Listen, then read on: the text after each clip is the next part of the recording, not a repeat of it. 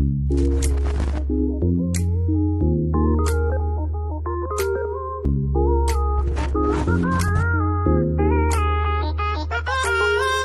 I am where the movie started, facing at a photo they've taken. Space tree flying through the skies and battles happen everywhere. Coucou, c'est Bitip de ma petite médiathèque, je vous retrouve, nous sommes déjà le lundi 21, la semaine dernière je n'ai pas pu vlogger comme je vous avais expliqué, j'étais en déplacement toute la semaine, je suis rentrée le vendredi très tard et je pensais avoir le temps de faire un petit peu des mises à jour sur mes lectures le week-end, mais en fait je suis rentrée sur les rotules, j'ai fait une grosse crise d'allergie, donc voilà, j'avais le nez tout rouge, les yeux complètement explosés, vraiment pas envie de me mettre devant la caméra, donc voilà, tant pis, c'est pas grave. Je commence donc aujourd'hui ce nouveau vlog et je vais commencer par vous parler du coup de mes lectures de la semaine dernière, puisque même si j'étais en déplacement, j'ai lu un petit peu, petite gorgée de café. Alors j'avais pris le parti de n'amener aucun livre papier avec moi parce que j'ai toujours une pile numérique trop grosse et aussi quelques livres audio que je devais terminer. Donc je me suis dit je n'amène que mon téléphone, comme ça je serais bien obligée d'avancer. Et c'est ce que j'ai fait. Du coup j'ai repris la lecture de Le Château des... Le Château des Trompe-l'œil, que j'avais lu en octobre. Et j'avais lu à peu près la moitié, en fait j'étais à 56% je me semble. Et donc je l'ai fini dans le voyage de Al-Alé. Et du coup, je dois dire que finalement, une fois que je l'ai terminé, le roman, je l'ai trouvé pas mal. J'ai trouvé... bon, ce n'est pas forcément une lecture qui m'a profondément marquée, mais en tout cas, j'ai bien aimé l'histoire. Par rapport au écho plutôt négatif que j'en avais eu, effectivement, le début correspondait assez bien au écho négatif que j'en avais entendu. Parce que c'est assez lent à démarrer, il y avait un côté un petit peu, je trouve moi, un petit peu pédant dans la mesure où on nous cite plein d'auteurs, plein de peintres, plein de... Enfin, ça fait un peu catalogue de musée, et pour cause, le héros est dans un château pour faire le catalogue des biens de la baronne. Mais ce côté un peu catalogue, moi, m'ennuyait un peu dans la mesure en plus où les auteurs cités et les peintres, etc. Enfin, moi, je retiens jamais les noms, donc peut-être que certains, je les connaissais pour avoir vu leur peinture, mais en tout cas, leur nom me disait rien du tout. Et du coup, bon, ça m'apportait pas spécialement... voilà, je ne voyais pas de quoi ils parlaient quand ils citaient un tableau en disant dans le style de machin. Donc c'était un petit peu redondant, un petit peu ennuyeux au début. Et puis il y avait un aspect qui avait été d'ailleurs évoqué par Madame Chacha quand elle a expliqué pourquoi elle arrêtait ce livre, où elle disait que le héros s'adonne à la masturbation plusieurs fois. Et c'est vrai qu'en 30% du livre, on a déjà 3 scènes de masturbation qui n'apportent rien au récit, au fait. Et il aurait été en train de boire une tasse de thé, ça aurait été exactement la même histoire. Et du coup, moi, je suis pas spécialement portée sur les scènes de sexe, ça m'intéresse pas dans les romans. Par contre, quand une scène de sexe arrive et qu'elle a un impact sur l'histoire, why not? Là, on a des scènes de masturbation qui n'apportent rien du tout au récit, si ce n'est peut-être de asseoir un petit peu la personnalité de ce jeune homme. Et de nous, voilà, nous dépeindre un petit peu mieux ses habitudes, etc. Mais du coup, bon, 3 en 30% du livre, ça faisait effectivement beaucoup. Et du coup, cette première partie, pour moi, le roman, vraiment, du coup, j'ai pas raconté de quoi ça parle. Si vous n'avez pas vu les vlogs précédents et que vous ne connaissez pas le livre, donc dans Château les Trompe-l'œil, nous sommes au 19e siècle. Un jeune clerc de notaire a été envoyé dans un château qui appartient à une très très vieille baronne qui a passé toute l'époque de la Révolution française, qui a été du coup exproprié, qui a repris ses biens et qui est en fin de vie et veut faire un inventaire de ses biens pour son testament. Le jeune homme arrive dans ce château, sauf qu'il est reçu par l'intendant qui, tous les jours, lui dit « La baronne est indisposée, vous pouvez pas la voir ». Et ce jeune homme a une tendance à beaucoup fantasmer. Et du coup, il s'imagine les pires trucs. il n'arrive pas à voir cette baronne et il commence à se demander si la baronne est toujours en vie, s'il n'est pas en train de se faire manipuler, enfin bon bref, il part dans des délires pas possibles. Et il y a une ambiance très glauque comme ça où il entend en pleine nuit, la première nuit, il entend des chants avec une voix rauque qui viennent de la tour médiévale où est enfermée la baronne. Donc voilà, c'est très gothique on va dire, et il se fait tout un tas de films. Et donc le récit, je disais, il se divise selon moi en 3 parties. Donc on a la première partie où ce jeune homme arrive au château et qu'il se fait tous ses films sur qu'est-ce qui se passe, où est la baronne, est-ce qu'elle est en vie, est-ce qu'elle est manipulée, est-ce qu'il va lui arriver quelque chose, est-ce qu'il est en danger, et on a un peu une ambiance un peu récit fantastique à la Maupassant, je trouve. Enfin moi en tout cas ça m'a fait penser au conte de Maupassant, où il y a des petites choses un peu étranges et on se demande si on va pas basculer dans le fantastique. Et deuxième lecture que je lis cet automne, où je m'attends à basculer dans le fantastique et où ça n'arrive pas, je me suis fait encore avoir. Donc on a cette première partie où on se dit mais il y a effectivement un truc bizarre, qu'est-ce que c'est, il y a des fantômes, c'est très étrange, c'est très étrange, et puis finalement on ne bascule jamais. Et la deuxième partie du récit, c'est donc une des personnes qui vit dans le château qui va raconter au héros l'histoire de la baronne. Et donc là, on va voir tout le récit de cette femme qui a traversé la Révolution française, ses relations amoureuses, sa capture, son emprisonnement, enfin, etc. Il y a plein de rebondissements. La baronne a vécu une histoire extraordinaire. Et puis du coup on bascule dans la troisième et dernière partie du récit où le clerc, sachant maintenant plus sur l'histoire de la baronne, etc., va pouvoir finalement accomplir la tâche pour laquelle il est venu. Enfin voilà, l'histoire va se conclure en fait. Et je dois dire que je n'ai eu moi personnellement aucune surprise. J'ai bien aimé la façon, voilà, l'ambiance générale, j'ai bien aimé, on est amené dans cette vie rocambolesque de la baronne, à une époque où il se passe quand même énormément de choses, où le pays est complètement chamboulé par la Révolution, etc.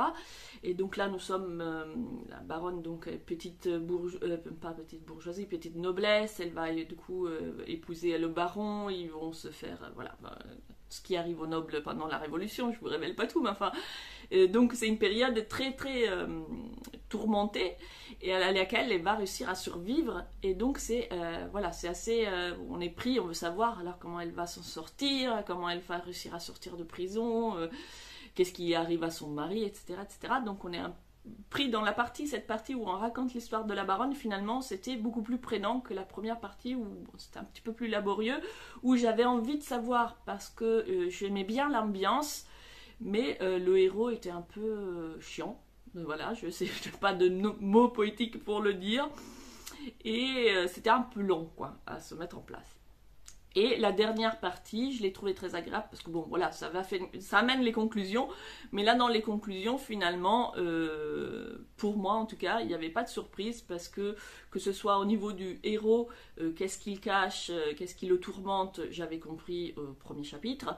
Et la baronne, j'avais compris aussi le secret de la baronne bien avant qu'on nous révèle le secret de la baronne. Donc j'ai pas eu de surprise, mais j'ai eu quand même du plaisir à lire ce roman qui est un petit peu laborieux au départ, et après une fois que j'étais partie, que j'étais dans l'ambiance, j'étais prise dedans, et même si j'ai pas eu le fantastique que j'attendais, finalement j'étais pas déçue parce que voilà, je me suis laissée prendre par l'histoire et j'ai passé un beau moment. Voici pour la lecture du coup de Château Trompe-l'œil, et j'ai repris aussi la lecture de La Flotte Fantôme, la Troisième Guerre mondiale, donc qui était un roman. Je vous en avais aussi parlé, donc là celui-ci c'est un roman que j'écoute en audio. Excusez-moi, je prends une petite gorgée. Un roman que j'écoute en audio, et quand je l'ai demandé, je ne sais pas à quoi je pensais, j'avais compris moi que c'était un essai et pas du tout un roman. Donc quand j'ai commencé, j'étais très très perturbée. En fait, il s'agit du coup d'un roman plutôt de science-fiction, d'anticipation. On est dans un futur relativement proche. la Chine a déclaré la guerre aux États-Unis, a envahi une partie des États-Unis. Et du coup, on sait qu'on est dans le futur parce qu'il y a des armes qui sont utilisées qui n'existent pas encore, mais on est vraiment dans un univers très très réaliste. Et on va nous raconter cette guerre comme le ferait effectivement un reportage au fait, de guerre, quoi. On va suivre différentes personnes dans leur combat, dans leur stratégie, dans leur négociations diplomatiques, etc. Du coup, c'est assez étrange comme récit, en tout cas pour moi, parce que j'ai pas du tout l'habitude de lire ce genre de roman. On est vraiment immergé au cœur de l'action, mais en même temps c'est très très long, parce que la guerre ça se fait pas en 15 jours. Et du coup, voilà, c'est là, j'ai lu pendant tout le voyage de retour, j'avais au moins 6 heures de train, si ce n'est pas plus, et j'étais à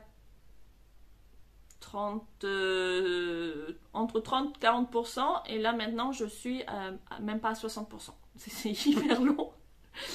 Du coup, c'est intéressant, mais comme c'est très long et que je l'écoute pas de façon très assidue, c'est assez difficile pour moi de rentrer dans le récit parce qu'il y a énormément de personnages, donc il faut que j'arrive à me souvenir des prénoms, et moi les prénoms je m'en souviens jamais, donc quand il y en a 3 ou 4 je m'embrouille un peu, mais j'arrive à resituer qui c'est qui, non pas par leur prénom mais par ce qui se passe, sauf que là on n'en a pas 3 ou 4, quoi. On en a une dizaine si c'est pas plus.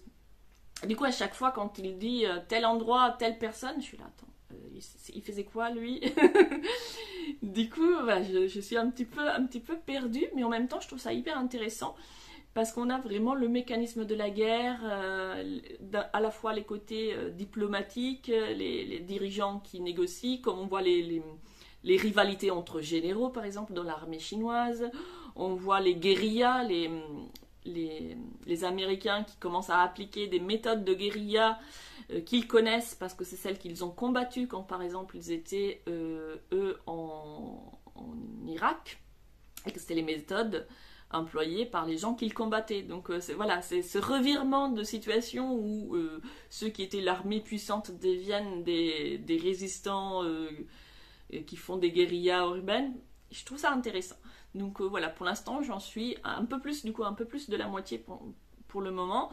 Je sais pas vraiment où on va, parce que voilà, il y a des revirements, mais tu sais pas est-ce que ça va fonctionner ou pas. J'arrive toujours pas à savoir où veut exactement nous mener l'auteur, si quel camp va gagner, voilà, je ne sais pas, mais en tout cas c'est une lecture intéressante qui me sort vraiment pour le coup de mes habitudes et de ma zone de confort, comme on dit. Donc voilà pour la lecture audio. Et j'ai commencé un autre roman en numérique aussi, que j'ai aussi obtenu par NetGalley, et c'est Aquitania. Donc à Aquitania, on va retrouver Aliénor d'Aquitaine. C'était assez transparent. Donc ça va raconter l'histoire d'Aliénor d'Aquitaine. C'est un personnage que j'avais déjà rencontré dans un roman historique qui était La Révolte, un roman que j'avais vraiment adoré. Et du coup j'avais envie de relire quelque chose sur Aliénor d'Aquitaine, je vais y arriver, excusez-moi, qui je trouve un personnage historique vraiment fascinant. Et donc là, voilà, quand je suis tombée par hasard sur NetGalley sur ce roman, je me suis dit, ben voilà, c'est l'occasion d'en savoir un peu plus sur elle, ou découvrir ce personnage via une autre plume. Et j'ai lu à peu près 12% du roman, donc c'est vraiment tout début, on rencontre Aliénor, elle a 13 ans. Voilà, quand le roman commence, Aliénor a 13 ans. Son père est donné pour mort et du coup elle doit prendre le pouvoir du coup je sais plus si c'est le duché, je sais plus, bref, en tout cas sur le territoire aquitain c'est elle qui doit prendre le pouvoir, et je dois dire que ce début est un peu ça commence fort, quoi. La gamine elle a à peine 13 ans, elle a déjà vécu des trucs alors tu te dis oui on est au Moyen-Âge, mais enfin quand même elle a que 13 ans, quoi. donc je sais pas trop, ça m'a laissé un petit peu, je m'attendais pas à ça. puis du coup il y a un côté un petit peu dérangeant, je ne sais pas si historiquement juste ou pas, mais genre elle a donc 13 ans et elle est la maîtresse de son oncle qui a 8 ans plus qu'elle, je crois. Donc bon, je sais pas trop encore, voilà, j'ai lu que 12% et ce début je le trouve assez malaisant finalement. Et c'est tout, voilà pour mes lectures de la semaine dernière. Ça fait déjà un quart d'heure que je parle, donc peut-être je vais m'arrêter là. Je voulais vous montrer mes crochets, mais voilà, très très vite fait. Voilà, j'ai repris le Rusty Gold que j'avais raté je sais pas combien de fois. Donc juste pour vous montrer où j'en suis. Voilà, je suis à la 3e bande de couleur. C'est un décolleté encore très très large. C'est un modèle maudit, je n'y arrive pas, ça correspond toujours pas. Pourtant, ça a l'air d'être un modèle hyper simple et ça fait je sais pas combien de fois je le refais et ça correspond toujours pas. Donc là, je me suis dit c'est pas grave, ça correspond pas, mais en même temps ça fait un pull. Donc je continue, je vais au bout. De toute façon, en plus ça fait une coupe que je mettrai pas, donc je l'offrirai. Mais je suis très perturbée parce que ça fait plusieurs fois que je fais des modèles de cette designer. C'est le 2e en fait pour être précise. Et la première fois, c'est pareil, j'ai eu l'impression de faire exactement ce qui m'était demandé et à la fin, j'avais pas du tout un truc qui ressemblait. Donc là, ça ressemble à la forme. Mais quand je lis les instructions, j'ai pas le bon nombre de rangs, j'ai pas le bon nombre de... j'ai rien. Voilà. Donc ça ressemble à l'image, on va dire, c'est très bien. Je vous laisse là pour aujourd'hui et je vous retrouve un petit peu plus tard. And where the movie started, facing at a photo they've taken. Space tree flying through the skies and petals happen everywhere. Coucou, nous sommes déjà mercredi, j'ai pas du tout eu le temps de reprendre la caméra hier et je me suis rendu compte que j'avais oublié des petites choses de lundi, notamment un nouveau livre que j'ai acheté. Nous sommes allés avec ma fille vendredi dernier, je m'étais arrêtée pour l'après-midi à Paris en revenant de mon déplacement professionnel et nous en avons profité pour visiter le musée du Moyen-Âge de Paris que j'avais jamais encore eu l'occasion de voir, donc c'était super. J'ai enfin vu La Dame à la licorne et puis il y avait plein d'autres choses, notamment des vieux livres enluminés magnifiques. J'avais enfermé mon téléphone dans le vestiaire. Donc bon, ma fille elle a fait des photos, je lui ai demandé de me les envoyer, j'ai essayé de faire quelques petits montages à partir de ces photos, donc je les mettrai je pense après ou avant cette séquence, je ne sais pas trop au montage. Et du coup en sortant du musée on a fait un petit tour à la boutique et on a pris 2 livres, un pour elle dont je me souviens plus du titre et moi je me suis pris celui-ci, Une histoire symbolique du Moyen-Âge occidental par Michel Pastoureau. Donc voilà, je connais pas cet auteur. Enfin du moins si le nom m'est pas inconnu, mais j'ai encore pas lu de livre de lui. En tout cas ce livre qui semble balayer plein de choses, des jeux d'échecs aux animaux, à la mythologie, etc. Donc je me suis dit ça allait fortement m'intéresser. Quand est-ce que je vais le lire? Dans une autre vie, je pense. Je sais pas. Je sais pas. Quand je vois les piles de livres, c'est sûrement pas une priorité. En même temps, c'est pas un livre que je suis obligée de lire d'un trait. Donc peut-être selon l'aspiration, je lirai un chapitre par-ci par-là. On verra. Et sinon, j'avais envie de vous parler de plein de petites choses que j'ai regardées du coup cette semaine et la semaine dernière. Mais peut-être avant, je vais vous faire un petit point fil. J'ai continué le gilet avec les petits carrés que je vous avais montré. Donc je faisais plein de petits carrés de 10 cm au crochet, donc en maille serrée, toute simple, pour ma fille. Et là je suis à la phase couture. Voilà, il faut coudre tous ces petits carrés ensemble. Donc j'ai essayé plusieurs techniques, je savais pas trop où j'allais. J'avais pas envie de enfin si. En fait, je me souvenais qu'est-ce qu'elle faisait dans la vidéo, mais sous le coup je le sentais pas, donc j'ai fait, il y a un patchwork de carrés, mais il y a aussi un patchwork de techniques pour les assembler. Finalement je suis passée à la technique au crochet parce que ça va beaucoup plus vite et comme je disais, en fait je fais toujours des modèles circulaires parce que je déteste faire les coutures et là je suis servie. Donc là c'est la phase la plus chiante, j'ai fait tous mes petits carrés, il faut que j'arrive à tous les assembler. J'ai un gros doute sur les emmanchures, Alors j'ai laissé, pour l'instant j'ai laissé 3 carrés de chaque côté parce que normalement les manches elles vont faire que 4 carrés, mais je me dis si je ferme là, ça fait une emmanchure vraiment petite. Donc je sais pas. Je sais pas du tout. Je vais d'abord tout assembler le haut pour pouvoir l'enfiler et voir le minimum d'emmanchure qu'il me faut. Et après, je sais pas comment je vais me débrouiller. Peut-être je vais rajouter un carré sous le bras. Je sais pas. Aucune idée. Bref.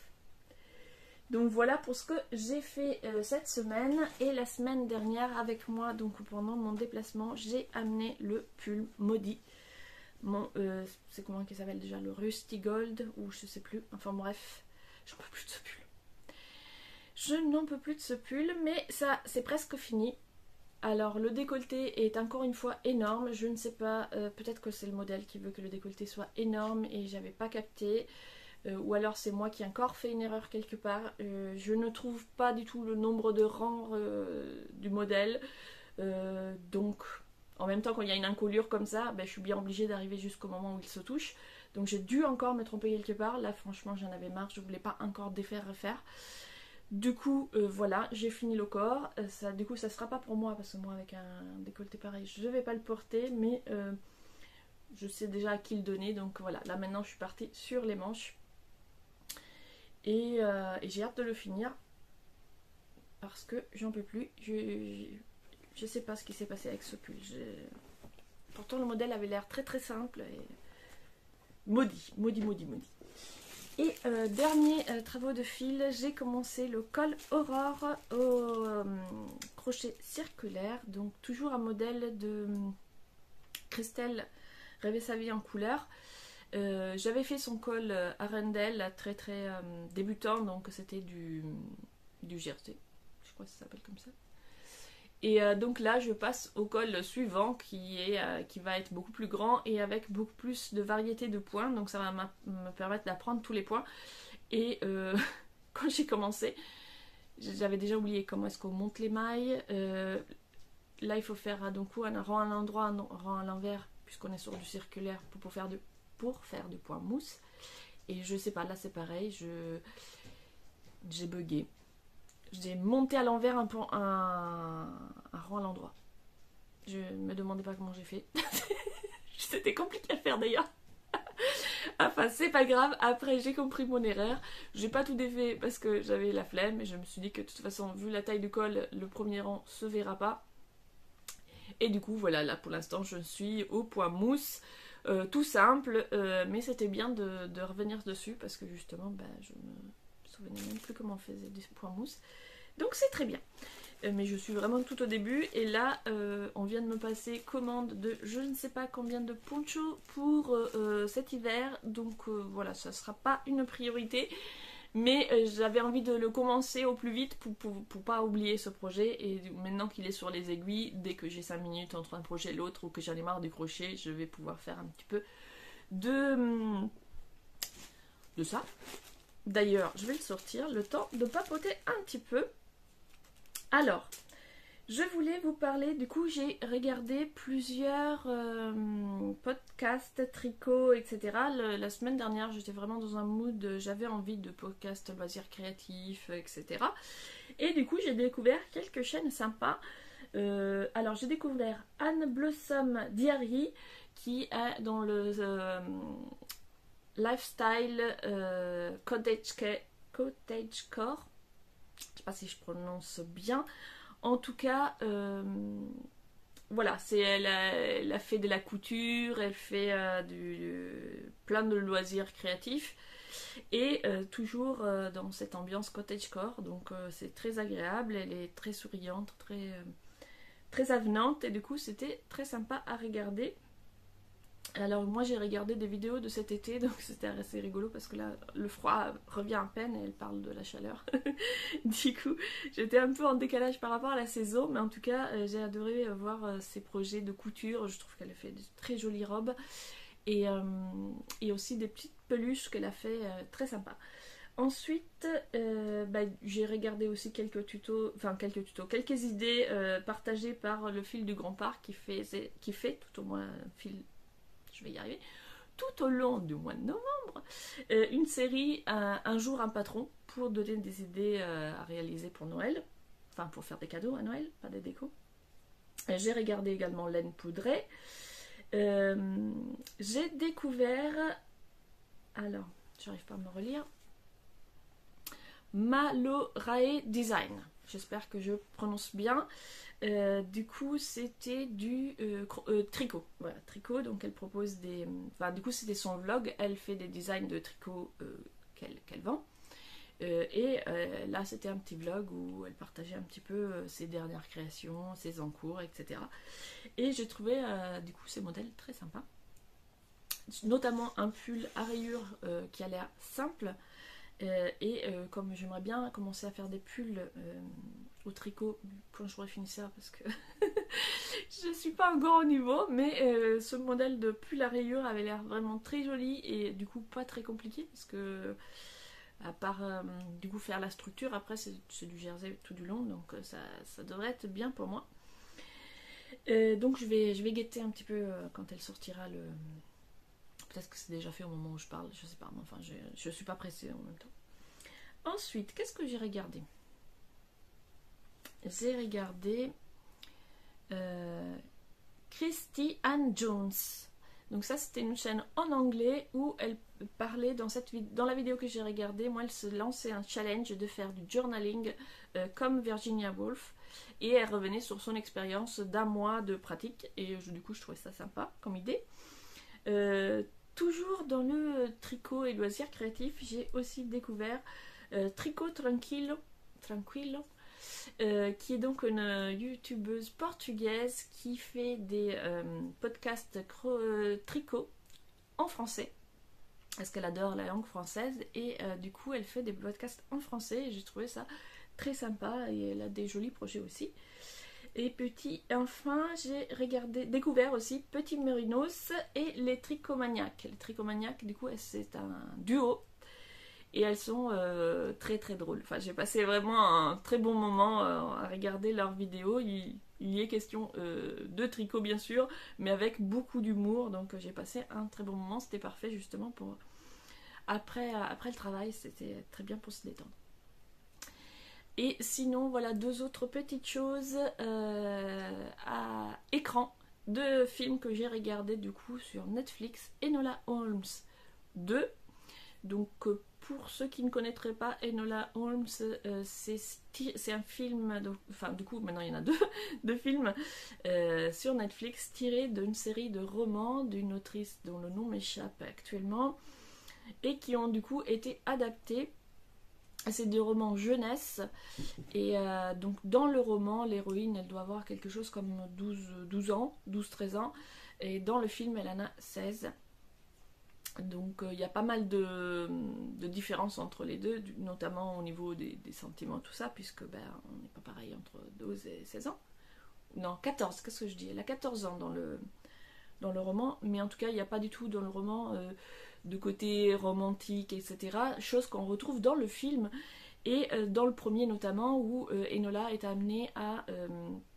Enola, c'est la petite sœur de Mycroft et Sherlock, qui vit seule avec sa mère dans un manoir à la campagne. Sa mère l'a élevée de façon très orthodoxe. Non, c'est le contraire. Enfin, peu académique, quoi. Elle l'a élevée de façon... voilà, elle lui apprend à se battre, elle lui apprend les sciences, etc. Du coup, elle n'a pas du tout les bonnes manières qu'une jeune femme de bonne famille comme elle doit avoir. Et elle est très indépendante. Et le jour de ses 16 ans, sa mère disparaît. Et Enola décide de partir à la recherche de sa mère et de s'enfuir, puisque son frère Mycroft veut la mettre dans un pensionnat pour jeunes filles où on l'obligerait à porter le corset et à apprendre les bonnes manières, chose qui ne l'intéresse pas du tout. Donc elle s'enfuit, et dans sa fuite, elle va être mêlée à une affaire d'enlèvement d'un jeune lord. Donc voilà, ça c'est la première enquête. Et à la fin du film, elle ouvre en fait son cabinet de détective, et on la retrouve avec ce deuxième film dans son cabinet, et elle est sur le point de fermer, puisque c'est une femme et que personne veut lui confier d'enquête. Mais au moment où elle est en train de fermer, une jeune fille arrive et lui dit qu'elle veut l'embaucher pour trouver sa sœur qui a disparu. Cette enquête va donc l'emmener dans le monde industriel et du Londres du 19e siècle. J'ai trouvé ça long, extrêmement long. J'avais pas regardé combien de temps ça durait avant de commencer. Et c'est agréable, et Enola, je la trouve sympa, les personnages sont sympas. Là, on voit Sherlock, j'aime bien comme il est traité et tout. Mais c'est long. C'est plus de 2h30. Et je pense que c'est pas forcément nécessaire. J'ai l'impression que maintenant, les films, ils font automatiquement 2h30, voire plus. Or, on n'a pas forcément besoin de tout ce temps pour raconter une histoire. Et du coup, on se perd dans des détails, des scènes qui durent longtemps, qui apportent pas forcément. Donc voilà, j'ai passé un beau moment. Je faisais autre chose en même temps. J'avais mis ça pour m'accompagner justement dans la couture des petits carrés qui étaient un peu pénibles. Donc voilà, ça s'est passé. Mais pourquoi faire 2h30 quoi? Ça aurait tenu en 1h30 facile. Ensuite, j'ai regardé hier soir The Wonder. Et là, perplexe. Alors ça dure moins longtemps, là pour le coup je crois que ça dure 1h30, comme un film à l'ancienne on va dire. Donc ça va, mais c'était très très étrange. C'est l'histoire d'une femme, d'une infirmière qui est envoyée en Irlande je crois. Nous sommes aussi au 19e et elle arrive dans ce village et on lui donne la tâche de surveiller une jeune fille de 12 ans qui n'a pas mangé depuis plusieurs mois. Et donc ils veulent qu'elle observe sans intervenir pour voir si cette jeune fille, combien de temps cette jeune fille arrivera à survivre sans manger. Et autant j'ai compris les motivations de la jeune fille à arrêter de manger, elle est dans une espèce de psychose psychique, enfin psychose psychique ça veut rien dire, mais enfin bref, elle est traumatisée et du coup elle rentre en une espèce de psychose et elle refuse de se nourrir en pensant qu'elle va pouvoir se nourrir de la lumière céleste et tout ça, elle prie tous les jours, etc. Donc autant on comprend les motivations de la jeune fille, on comprend très bien l'infirmière, autant j'ai pas du tout compris le délire des hommes du village, enfin des dirigeants du village qui, au lieu de dire bah, cette fille elle est malade, on va lui donner à manger, disent surtout vous faites rien, vous l'observez. Et combien même l'infirmière leur explique que l'état de santé de la fille est en train de se dégrader, eux ils veulent continuer l'observation en disant qu'ils croient avoir trouvé je ne sais quoi, que la jeune fille a peut-être découvert une façon de se nourrir d'énergie solaire comme les plantes. Enfin bon, ils partent dans des délires pas possibles. Après tu te dis c'est une période où la science part un peu dans tous les sens, alors pourquoi pas des théories aussi farfelues, sauf que leur théorie elle se démonte d'elle-même puisque la jeune fille n'est pas du tout en bonne santé et que son état se dégrade de plus en plus et ils restent dans leur idée et du coup ouais. Bref, ça m'a laissé très perplexe. J'ai pas. Voilà. Une histoire étrange. Et où j'ai pas trop compris du coup aussi où on voulait en venir. Qu'est-ce que ça essaye de nous raconter. Donc, bon. Pas forcément. Si vous voulez une ambiance glauque dans l'Irlande du 19e, pourquoi pas. Mais c'était pas. Enfin, moi en tout cas, ça m'a pas forcément emballé. Voici pour les petites choses que je voulais dire. Je suis en train de voir l'heure qui défile. Je me dis, mais je parle beaucoup trop. Donc je vais m'arrêter là.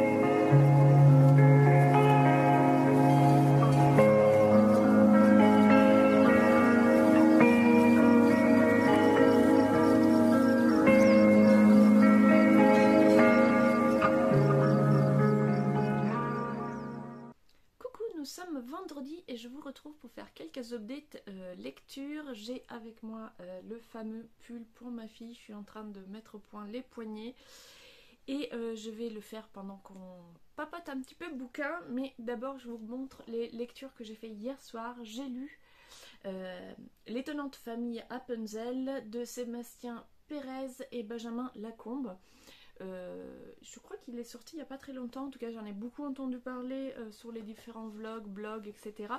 Moi je l'ai lu pour l'avoir vu, je crois que c'était chez Hild dans le cadre du challenge Halloween et ça m'a donné envie de l'emprunter à la bibliothèque. Je vous montre quelques images. Voilà. Et ça tombait pile poil dans le thème famille extraordinaire du challenge. Donc lecture parfaite pour ce challenge. Que dire, à chaque fois que Lacombe sort un album, c'est tout le monde est en pamaison. Et je dois avouer que moi j'aime bien. Je l'ai trouvé sympa. Pas de quoi en faire non plus tout un pataquès. Moi personnellement je l'ai trouvé sympa, mais voilà, sans plus. Alors si j'avais pas entendu tout cet engouement de ah c'est extraordinaire, probablement que j'aurais un avis un petit peu plus positif, mais le fait que tout le monde soit là, c'est extraordinaire, forcément tu t'attends à quelque chose. Et puis bon, moi je l'ai lu, ouais, ça m'a pas marqué en tout cas. Et pour ce qui est des dessins de Benjamin Lacombe, c'est vrai que je trouve qu'ils sont très beaux, mais moi personnellement je les trouve aussi assez froids et ça me touche pas plus que ça.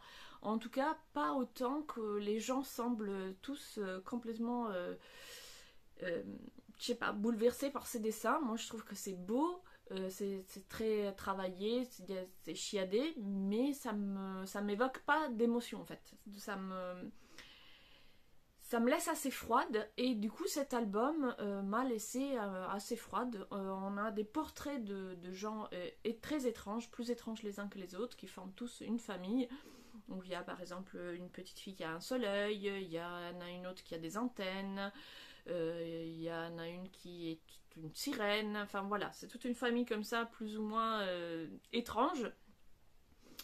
Mais ça m'a laissé assez de marbre quoi, j'ai pas trouvé ça touchant, j'ai pas trouvé, voilà, c'est une petite lecture qui tombe bien dans le cadre du challenge Halloween et qui moi me laisse assez indifférente.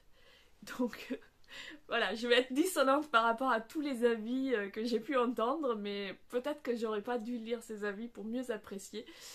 Je passe du coup à la lecture suivante, le tome 3 de 16, donc le salut du pirate. Je vous montre quelques images. Là, je viens de spoiler un peu. Enfin, bon, bref, c'est juste pour vous donner une idée du dessin. Donc là, c'est par Frédéric Maupomé et Aude Soleilac. J'espère que je prononce bien. Donc aux éditions La Gouttière. Je vous avais déjà présenté les tomes précédents. Donc on a 16, une petite fille, donc non, là elle est au collège, qui a un étrange pouvoir puisqu'elle est capable de voir les fantômes depuis toute petite. Son père est décédé quand elle était encore enfant et peu de temps après, elle rencontre des pirates fantômes qui vont rester à ses côtés depuis du coup son enfance. Nous, on la découvre, elle est déjà au collège et elle commence à s'interroger sur la famille de son père, sur qui il était, etc. Et elle va faire d'étonnantes découvertes.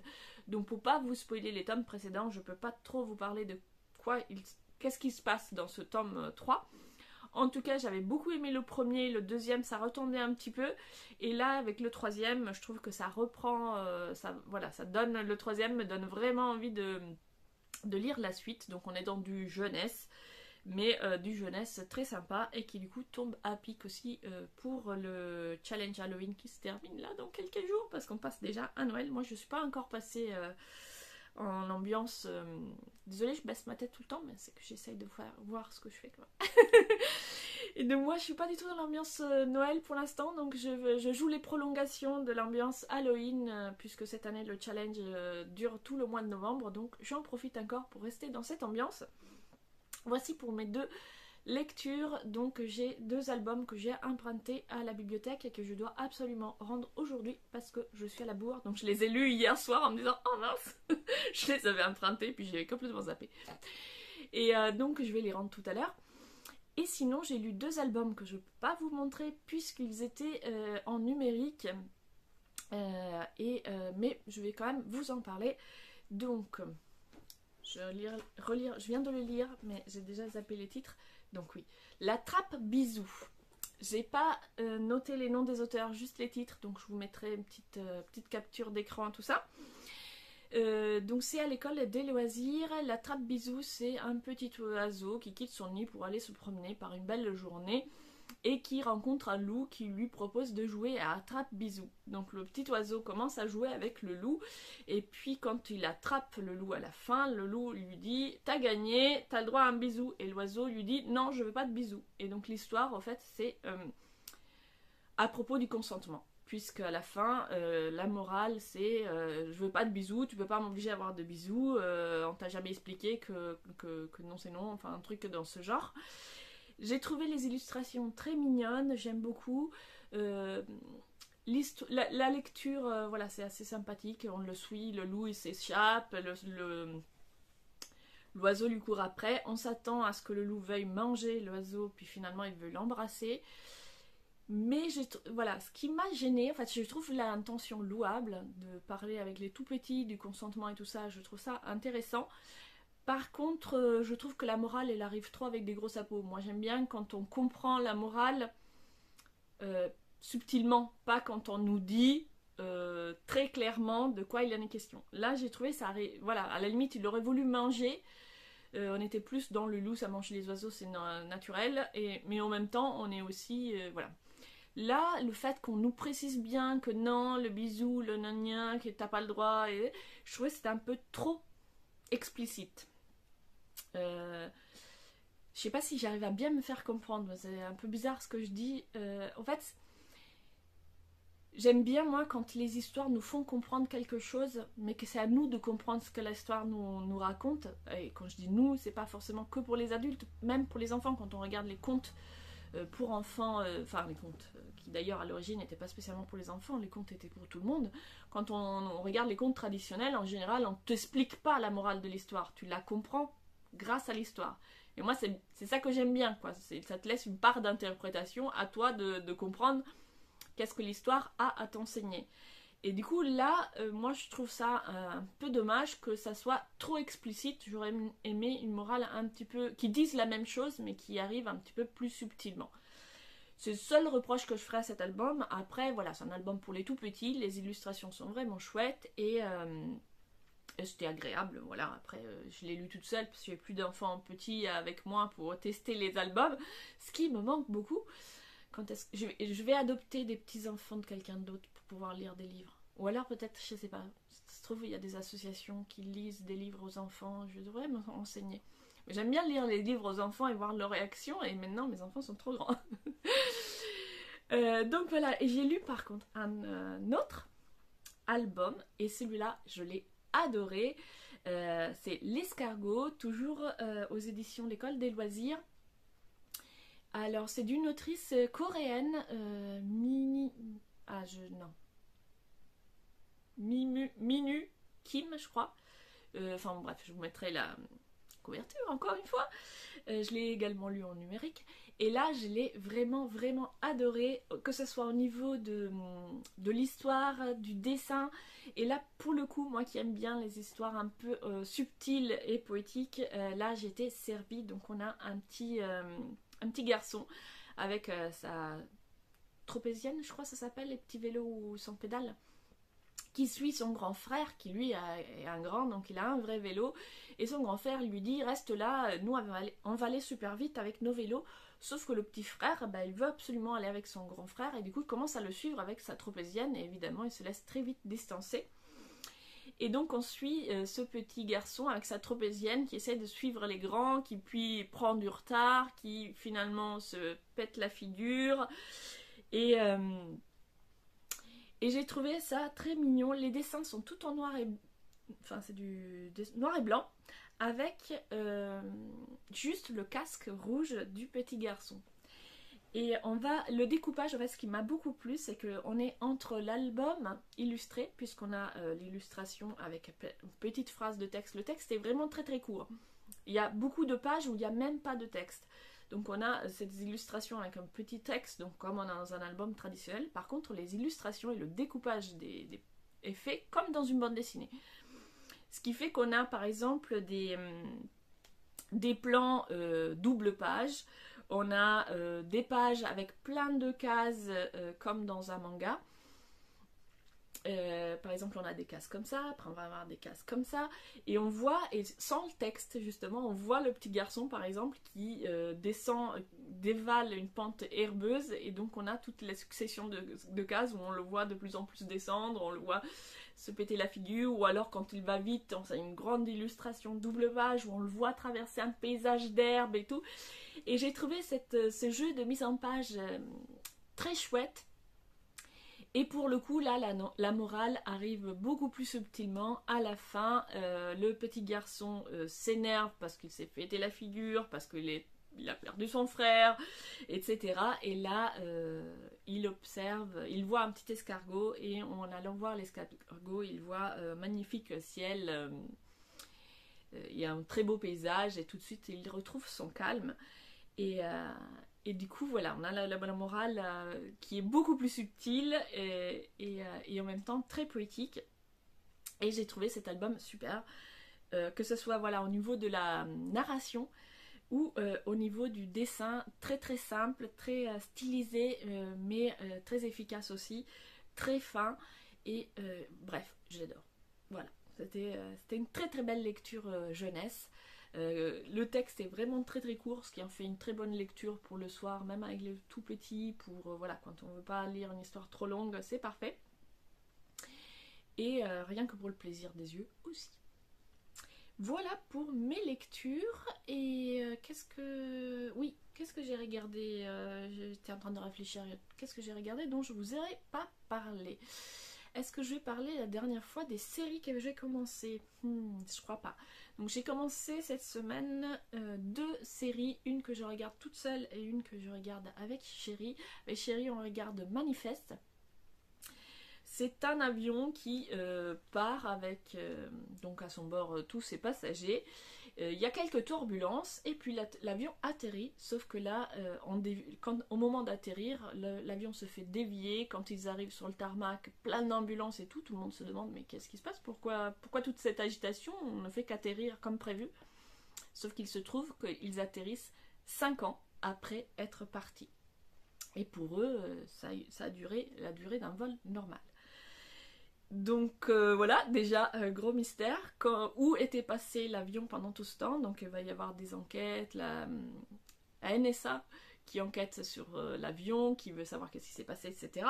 Et puis nous on va suivre donc différents passagers, dont certains qui sont de la même famille, et qui après avoir atterri commencent à développer des dons, à entendre des voix, et qui les mènent à faire des actions qui finalement sont toutes liées entre elles, et il y a une espèce de grand chemin qui se dessine et on ne sait pas trop où ça veut amener, et je trouve ça plutôt bien fait, et en tout cas c'est assez intriguant. Bon, les 2 derniers épisodes qu'on a vus hier, je les trouvais un peu longués, ça manquait, on fait durer quoi, c'est le sentiment que ça m'a fait hier soir, mais en tout cas l'histoire je la trouve intéressante, je la trouve intrigante, et c'est plutôt sympa.